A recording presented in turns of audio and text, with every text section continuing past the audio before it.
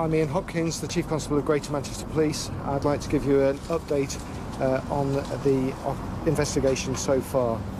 I would like to confirm that we are confident that we have now spoken to the immediate family of all those that sadly died in Monday's attack, and that they are being supported by specially trained family liaison officers. I'm also aware of speculation on social media and the wider media around the occupation of one of the victims. Very sadly, I can confirm that one of the victims is a serving police officer, but in respecting their family's wishes, I will make no further comment at this stage. Due to the number of victims, the Home Office post-mortems are likely to take 4 to 5 days. After this, we will be in a position to formally name the victims in line with guidance from the coroner.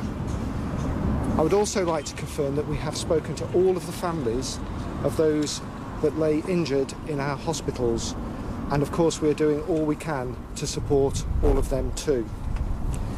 You will be aware that the level of activity in this investigation is intense and is continuing at a fast pace.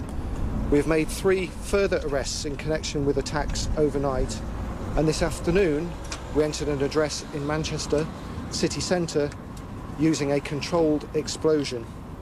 Officers are currently at the scene searching that address, but in order to execute that entry we did have to close a mainline railway line for a short period, but this now has reopened as we continue those searches. So that brings the total number of people in custody currently to 4. People across Greater Manchester will have seen a significant increase in the number of armed officers on mobile patrol and at static points across the city.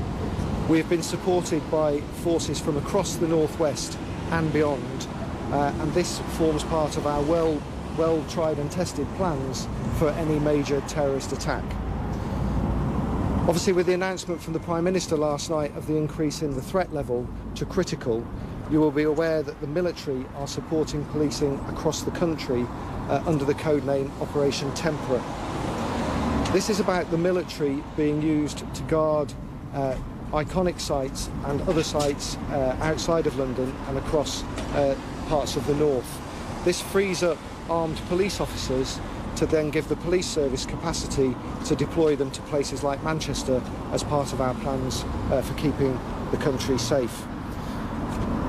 What I would confirm is that there are no military personnel patrolling the streets of Greater Manchester, nor are there any plans for that to happen at this time. The armed police that is now available throughout the rest of the country is being used to supplement my armed officers here in Manchester, and in particular is enabling us to work to make sure that the planned Manchester Games and the 10K run go ahead this weekend. We obviously had significant plans in place with event organisers and Manchester City Council around those annual events. We are now obviously reviewing those plans with organisers and with the City Council in light of this week's attack to make sure that we can allow them to go ahead in as safe an environment as possible. So I am happy to take a couple of questions at this point. Mr Hopkins, have you found the bomb factory?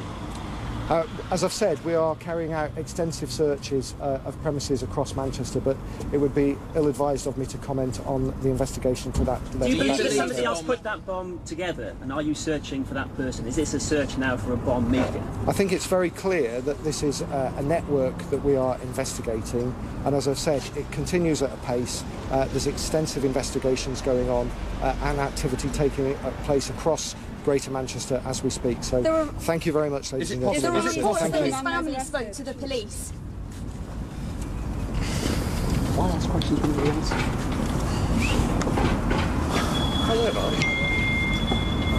It is very clear this is a